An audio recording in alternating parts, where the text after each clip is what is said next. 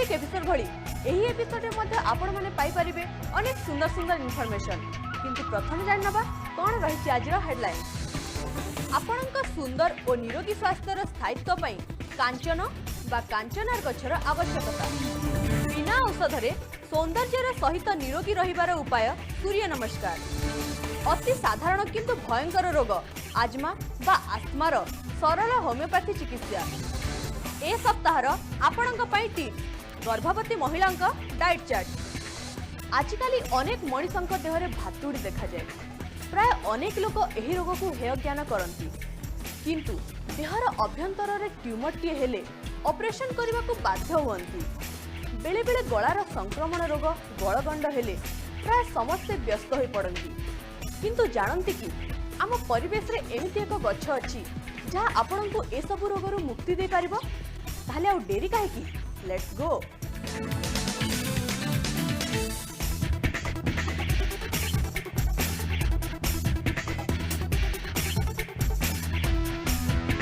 लोकभाषा जोटा को कांचन बा कंचन बोली कह जाए तार बटनिकाल नाम हूँ बाहुनिया गाइगाटा। यहाँ हूँ एक मध्यम आकार वृक्ष तार विभिन्न स्पेसीज नहीं कि बाहुनिया स्पेसीज बहुत प्रकार वृक्ष आमर भारतवर्ष में मिलता है ओडिशा में मिलता है। कांचन वृक्ष को आयुर्वेद शास्त्र में कांचनार और कोबिदार बोली कह जाए। यार फूलर रंग धला और बेले बेले लाल मिशा बैगणी रंगयुक्त फूल थिबा गछ मध्य एही प्रजातिर देखा जाए। यह एक मध्यम आकार वृक्ष जहाँकि प्राय 30 रु 45 फुट पर्यंत उच्चता होता है। तार पत्र देखिए जमी अंडा आकृति दीटा पत्र को जोड़ी देवे दुई फाड़ जमी मूल से जोड़ी से देखा सेटा हूँ तार गोटे परिचय विशिष्टता। आ तार छाली हूँ धूसर वर्णर एवं फूल अनुजाई विभिन्न भेद तार थाए। फूल सुगंधीयुक्त धला बा लाल जो केशर और परागरेणु स्पष्ट देखा जाए। यार फल चेप्टा सुखीगले धूसर वर्ण होता है। फूल और फल ग्रीष्म ऋतु शेष और वर्षा ऋतु आड़क होता है। यह आजिकल रास्ता कड़े और बगीचारे बहुल मात्रा देखा जाए। आमे एबे यही कांचनार वृक्षर विभिन्न रासायनिक तत्व विषय जानिबा। तार पत्र फल फल फूल आदि विभिन्न अंश अनुजाई विभिन्न प्रकार रासायनिक तत्व रही। तार छाली रे विभिन्न प्रकार फ्लेवोनॉल अल्कालॉइड एवं विभिन्न प्रकार स्टिग्मास्टेरोल आदि रासायनिक तत्व भरी रही। आयुर्वेद मते यह कषाय रस एवं शीतवीर्य। यार फूल और फल किंतु मधुर। यार छालीर गुंड 3 रु 6 ग्राम मात्रा 3 रु 6 मास पर्यंत सेवन कले गलगंड बा गोइट्री रोगर उपशम मिलता है। ये कांचनार विभिन्न प्रकार वृद्धि रोग काम दे था मैंने जमीक अर्बुद जो ट्यूमर बढ़ी था भातुड़ी आपंकर गलगंड रोग ता भिन्न विभिन्न प्रकार व्रणरे जीवाणु संक्रमण नाशक होता विभिन्न प्रकार व्रणरे उपयोगी होता है।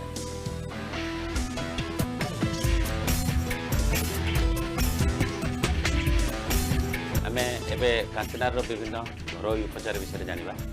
जे जमी कही तार छालीटा ही हूँ सबुठ औषध गुणयुक्त। ये छाली की आम सद्य संग्रह करी बाटी तार कल्क ताकू आभ्यंतर सेवन करिपरिबा एवं से कल्क को विभिन्न स्थान में लेप दि जाए जोटा लोकाल कहुए। ता भिन्न सुखे प्रथम किसी दिन 4-5 दिन खरार सुखेबे तापर छाई सुखेबे सुखेकी भल भाव में गुंड कर रखिए। से गुंड को 3 रु 5 ग्राम मात्रा औषध भाव में व्यवहार करा जाए। ता भिन्न से छालीर क्वाथ क्वाथ केमी तैयारी करा जाए ना छाली जिते मात्रा ने मन करूँ 10 ग्राम रु 15 ग्राम छाली ने 4 कप पानी में सिझेबे। से जो मरी मरिकी 1 कप रही छाणी ठंडा हेले से पीबे। सेटा हूँ क्वाथ बा पाचन। तेणु यही पद्धति कांचनार छाली को सेवन करा जाई पारे।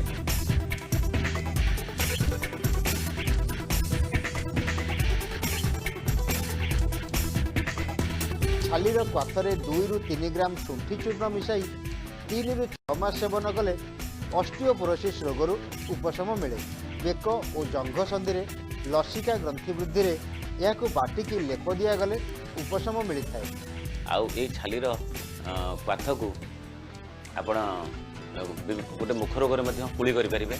देखिए बहुत बेले केतक लोक पार्टी में घा होता है जो थे कि बहुत प्रकार विटामिन खाई विभिन्न प्रकार एंटी माइक्रोबियल ड्रग खाई मुहरे घा सुखे ना स्टोमाटाइटिस कहते से क्षेत्र में ये कांचनार फूल आउ जो बबुल गछर फूल और डालिम गछर फूल यही तीन टी संग्रह कर पाचन तैयारी करेंगे जमीक 4 कप पानी रे सिझे गोटे कप रखिए और से पानी टी मुहरे रखी किसी समय कुड़कुड़ कर पकईदेवे। एमती सकाल संध्या 2 थर कले प्राय 10 ରୁ 15 दिन मध्य से स्टोमाटाइटिस व मुखपाक रोग भल होता है। छालीर पाथरे जीरा गुंड 2 ग्राम और मिश्री 5 ग्राम मिसाई पीले पेट जलापोड़ा भल होता है। तार मंजी की गुंड कर 2 ରୁ 4 ग्राम मात्रा जल सहित सेवन कले ताहा शरीर शक्ति बढ़ाई थाए और रसायन भाव में काम दे थाए। विभिन्न आयुर्वेद औषध यथा कांचनार गोगुलु उषरा शव चंदना शव इत्यादि ए वृक्षर अंग प्रमुख घटक रूपे व्यवहृत होता है। तेणु यार घरोई उपचार सहित अधिक रोपण कर उपकृत होगा उचित। प्रत्येक पुरुष व महिला समस्त चाहती निरोग जीवन सहित सुंदर आकर्षणीय स्वास्थ्य, किंतु जानती कि प्रतिदिन निज ପାଇଁ किछि समय बाहर करी व्यायाम करने द्वारा निश्चय रोगमुक्त हो पारे। ताहले आसंतु जानिबा सूर्य नमस्कार विषय रे।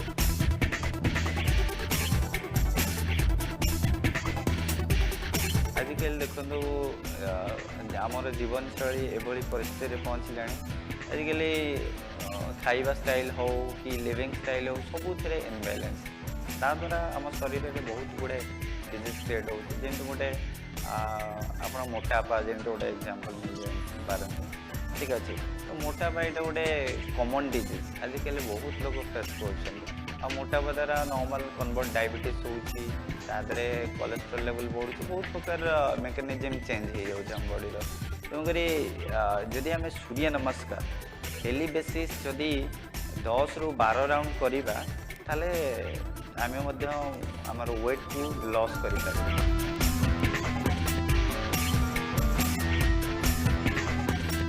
सूर्य नमस्कार 3टा वे रे हम करि परिया गोटे स्लो करि परिया गोटे मीडियम और गोटे पेस। जदि हम स्लो रे करिया ताले बॉडी रो फ्लेक्सिबल डेवलप हुए आ जदि मीडियम रे करिवा हमर जितन मसल्स से स्ट्रेंथ हुए आ जदि पेस रे करिवा जदि हम चाहू वेट लॉस करिया पई तेणु वेट लॉस मध्य आम वीकली आम डिक्रीज कर बर्तमान सूर्य नमस्कार प्रणाली विषय जाना केमती आम करवा आ सूर्य नमस्कार 12टी पोस्चर अच्छे और प्रति पोस्चर प्रणाली केमिति करा जिवो आम से विषय बर्तमान डिस्कस करवा। एबे हम जिबा भुजंगासन।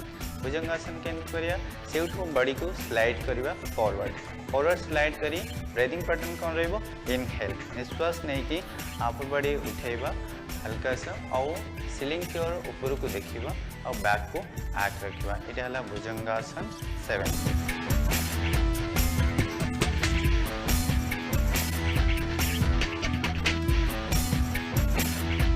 देन 8 पोस्चर जिबा पर्वतासन को और सेउठो हमें लाइक ट्रायंगल जमती त्रिकोण त्रिभुज जमती से भाई आम पर्वतासन रे सेमती आम पोस्चर रहिबो त्रिभुज भाई आम 2 पाद आ 2 पापुली लाइक ट्रायंगल भाई आमर शरीर भंगी शरीर पोस्चरटा से भाई रहिबो आ एठी आमर ब्रीदिंग पैटर्न रहिबो एक्सेल रहिबो।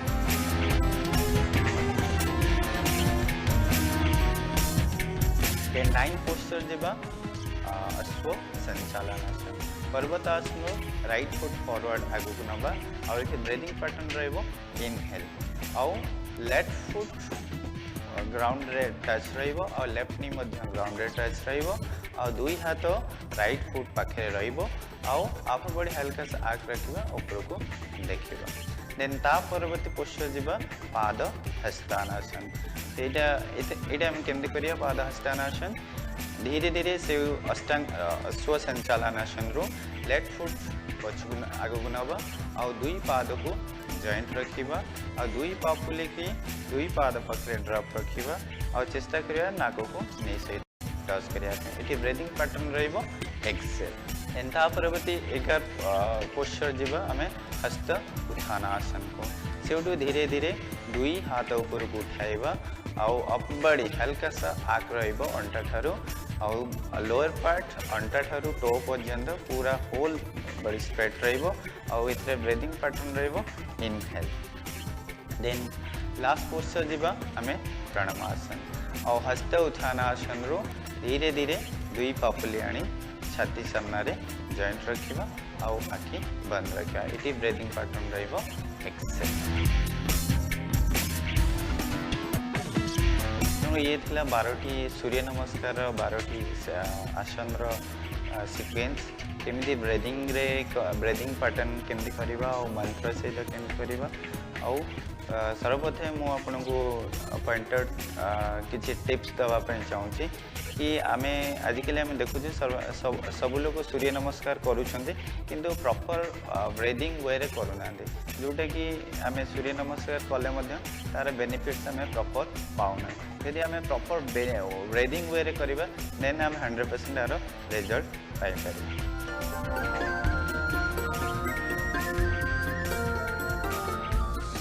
शोरे अच्छी आहरी अनेक सुंदर सुंदर उपादेय तथ्य किंतु वर्तमान टाइम है गोटे छोट ब्रेक रो सो टेक ए ब्रेक।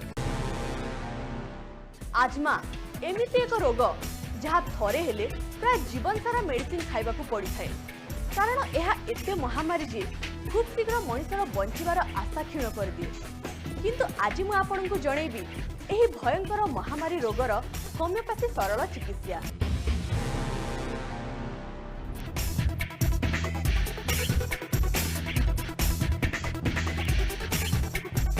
आजमा बा श्वास कहले मुख्यतः यह आमर लंग्स रिलेटेड बा एयरवे रिलेटेड एक रोग जहाँकि एक पुराना रोग होता है। ये रोग रे आमर एयरवेज नॉर्मली स्वेलिंग होई सेथिरु अत्यधिक लाल निर्गत होइके निश्वास प्रश्वास नेबारे कष्ट होता है बा अत्यधिक काश हेबा छाती जंत्रणा हेबा छाती टाइट लागिबा किंबा एक निश्वास नेबा समय व्हिस्लिंग बा व्हिजिंग टाइप रो साउंड सुना जाय था। आजमा साधारणतः अत्यधिक धूଳି और धुआं संस्पर्श में आसवा द्वारा होता है। ता छड़ा पशुपक्षी मानक ठारू निर्गत पोलिन संस्पर्श में होता है। बेले बेले परिवार जीनगत कारणरू जेमिति कि पितामाता किंबा अन्य कोनोसी रक्त संपर्क मानक ठारू मध्य आसी थाई पारे। होमियोपैथिक रे तो वर्तमान समय रे आजमार बहुत भल उपचार रही जमीक आम प्रथम कहले कि आजमार कारण प्रथम देखिक आम ट्रिटमेंट को कंसिडरेशन को नहीं था जदि तार एक्सपोजिंग फैक्टर्स कौन रोचे कौन कौ एक्सपोजर हेले बेसी होची ठंडा पाग को हैला बा गरम दिने हैला कि डस्ट को एक्सपोजर रही आजमा होचे बा तार फैमिली हिस्ट्री रे हेरिडिटारी किसी आजमाटिक प्रॉब्लम अच्छी कि से सब को प्रथम आम आलोचना को नहीं था। यही रोगर प्रारंभरू होमियोपैथिक चिकित्सा रे गोटे बेसिक मेडिसिन सल्फर रू ट्रीटमेंट आरंभ करा जाई पारे। जदि आमर आजमा टाइम रे बहुत जोर काश होची और बहुत म्यूकस कफ सिक्रेशन होची बट सेटा बाहरी पारुनी बहुत काशला परे टिके बाहरुचे और बहुत डिस्निक लगुचे से काशला समय बेसिकली स्प्रिंग बा बसंत बा शरत ऋतु जोटा आमर वर्षा आसुता है बा सरी आसता है से टाइम रे आजमा अटैक बेसी आसुचे ठंडा पागरे ताहले आमे से टाइम रे और बेसिकली छुआ मानकर बेसी लक्षण देखा जाता है आम से केस में आंटिम टाट बोली गोटे मेडिसिन अच्छी आंटिम टाट 30 कि आंटिम टाट 200 दे पारिबा। किंतु जदि दिनर बा रातिर कौनसी निर्दिष्ट समय यही रोगर लक्षण अधिक देखा जाए बा छिंक अथवा नाकरू पानी गड़िबा अधिक शोष लगिबा बा अत्यधिक डरीजा इत्यादि लक्षण देखा जाए ताहले आर्सेनिक 200 बा आर्सेनिक 30 दे पारिबा।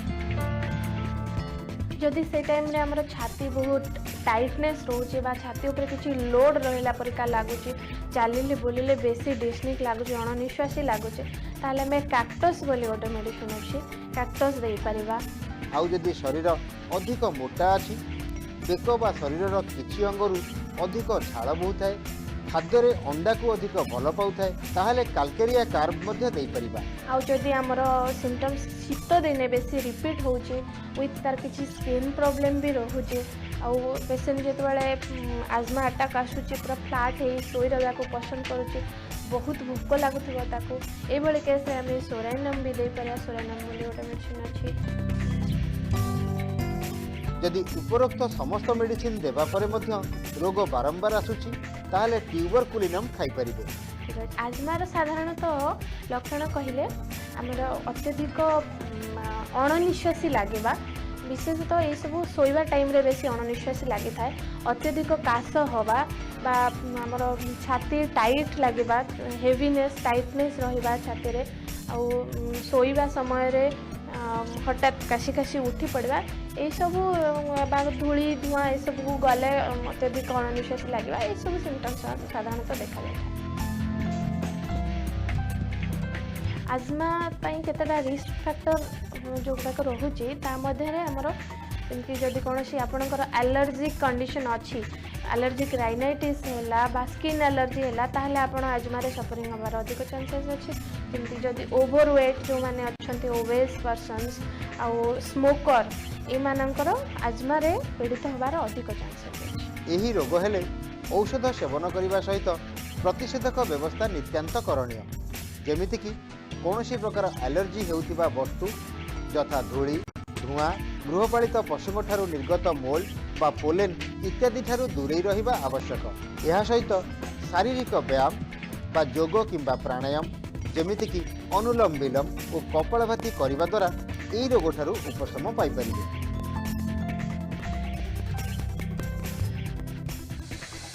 प्रत्येक गर्भवती महिला डाएट एक चिंतार विषय कौन कौन खाइबे कौन कौन खाइबेनी और केते परिमाण रे खाइबा उचित घरर वयस्क लोक माने तो उपदेश दे दियंती किंतु प्रकृत रे सेटा केते ठीक केते भूल आसंतु जानिबा आम डॉक्टर के पाख।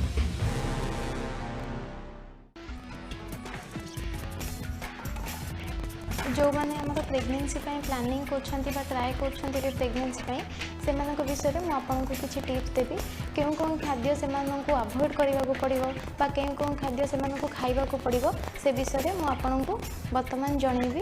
कॉन्स्टिपेशन क्लियर करने आप सका अदा और हलदी एक चा नियंतु नहले आप डालचीनी और जुआणी फुटेकी तार गोटे ग्लास पानी आप पी पारे। तापर जी आम ब्रेकफास्ट में आप रखिपारे ब्राउन ब्रेड आउ अंडार आमलेट आप 4टा ରୁ 5टा अंडा खाईपारे से गोटे अंडा आपंकर हलदिया अंश थी दरकार और आउ 4टा केवल धला अंश आप खाईपारे। ता सहित आप ओट्स सहित आप दही मिसेकी खाईपारे जोटा कि आप राति सारा ओट्स और दही बनईकी रखिथे देन सका नेक्स्ट डे सका आप खाईपारे।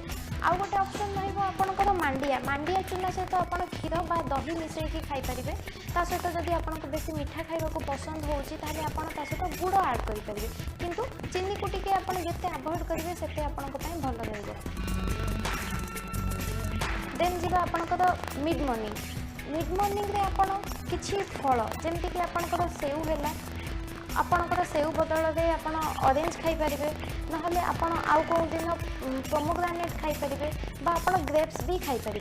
आपणकर किसी फ्रूट्स रहा दरकार किंतु किसी महिला अच्छा जो मैंने कि आपणकर खाली टाइम में बिस्किट खाऊे मैदार बिस्किट जोटा कि आपंपाई क्षतिकारक तेणुक आप मैदा बिस्किट को अवॉइड करके आप ओट्स बिस्किट आसूसी से खाईपारे आप रागीर बिस्किट आसूसी भी आप खाईपारती। तापर जी आम लंच रे आप कौन खाईपारे गोटे पिलार ब्रेन डेवलपमेंट आमको डीएचए निहाती रूप से जरूरी। डीएचए आम पाइपर ओमेगा 3 फैटी एसिड जोटा कि आमर आलमंड रे अच्छी आउ फ्लाक्सीड अच्छी एवं डार्क लिफी भेजिटेबल तेणुक आप लंच रे चेष्टा करूँ सब भेजिटेबल्स रखापी बहुत परिमाण में भेजिटेबल्स जमीक आपंकर विटामिन ए जरूरी आपंकर छुआर आखिर डेभलपमेंट भल स्किन डेभलपमेंट तेणुक आप गाजर आपंकर पंकिन है आपंकर बीटरूट है एसबू आप डेली लंच रे ऐड करूँ आदि आप नॉनवेज खाऊँगी ताहले आप अंडा भी ऐड करेंगे बा चिकेन ऐड करेंगे आदि माछ खाऊँगी माछ भितर आप रोही माछ ऐड करेंगे बा सालमन फिश से ऐड करेंगे तापर आम जा इवनिंग स्नैक्स कहीं आपको प्रति 2 घंटा किसी खाइबा पड़ो आप पेट केवे भी खाली रखिपारे ना तो आप इवनिंग स्नैक्स रे आप 3टा ରୁ 4टा भितर आप किसी इवनिंग स्नैक्स करेंगे जमीक मुझे आप अदा बा हलदीर चा बनई नहीं पारे से मऊ ऐड करके सहित किसी फ्लैक्सीड इवनिंग टाइम आप किसी फ्लैक्सीड नियंतु सेटा भल ओमेगा 3 फैटी एसिड कंटेन करे जोटा कि आपंकर छुआर ब्रेन डेभलपमेंट बहुत हेल्पफुल हम तो आप फ्लैक्सीड इवनिंग टाइम रे टी आउ फ्लैक्सीड नियंतु तापर जीवा आमे डिनर रे आपण किसी भेजिटेबल सूप नहीं पारे ता सहित मल्टीग्रेन रोटी सहित किसी भेजिटेबल आपणकर नहीं पारे किसी तरकारी भेजिटेबल करी जमीक भी आप नहीं पारे बा नॉनवेज जदि आप नॉनवेज दिन जीवे बा आपणकर चिकेन नहीं पारे बा अंडा नहीं पारे बा रुटी सहित आप पनीर भी नहीं पारे पनीर को आप तरकारी नहीं पारे किंतु टिके स्पाइस अवॉइड करने को पड़ो आपको बेसी तेल मसला अवॉइड करने को पड़ो यहाँ थिला आपणकर पूरा दिन आप प्रथम ट्राइमेस्टर रु शेष ट्राइमेस्टर पर्यंत आप दिन सारा फूड कौन कौन खाई पारे बर्तमान मुझे किसी टिप्स देवाक चाहूँगी जोटा कि आपको मानक बहुत इंपोर्टेंट टिप्स नंबर 1 है आपड़ केबे भी खाली पेटरे रहिबे नहीं प्रति 2 घंटा थे आपको किसी नबाक पड़ो किसी लाइट फूड जमीक आपंकर फल है कि आपंकर सागु पानी है कि आपंकर मांडिया चूनार सीरा है रागीर सीरा है तो यहाँ आपको किसी नबाक पड़ो देन सेकेंड टिप्स है आपको पानी आपको प्रतिदिन 3 लीटर रु अधिक पानी कंपलसरी पीवा पड़ो आप पानी को केबे भी कमे पारे ना देन थर्ड टिप्स है आप खाइबा परे सांगे सांगे बहुत महिला अच्छा जो मैंने भी खाइबा परे वीकनेस फील हुए बा जहाँ भी हेवी फील हुए से सांगे सांगे खाइबा परे बेड को चली जाती जोटा कि कदापि उचित नुह आप खाइबा परे किछि 5 मिनिट वॉकिंग करंतु तापरे आप बेड को जातु या बसंतु जहाँ भी करंतु सो आप खाइबा परे सांगे सांगे केबे भी बेड को जातु नहीं तापरे रहिला मोर शेष टिप्स सबुबले एक्टिव रुहंतु एक्सरसाइज किछि सबुबले व्यायाम एवं योगा करंतु एक्टिव रुहंतु जदि आप एक्टिव छुआ पाइबा चाहते देन माँ हिसाब से आपन को भी सेतिक एक्टिव होगा पड़ो आप मेडिटेशन करंतु योगा करंतु किछि छोट छोट एक्सरसाइज आप घरे भी करंतु ताहले जाय कि आप एक्टिव छुआ पाइ पाइबे। केमती लागिला आजिर एपिसोड मु भावुची अधिकरु अधिक उपादेय तथ्य पाई पारिथिबे एही सब तथ्य को घरोई उपचार माध्यम रे काम रे लगै निजको सब बेले फिट रखंतु पुणी आसीबी नेक्स्ट एपिसोड रे आहुरी सुंदर सुंदर इनफॉरमेशन सहित रहुची नमस्कार।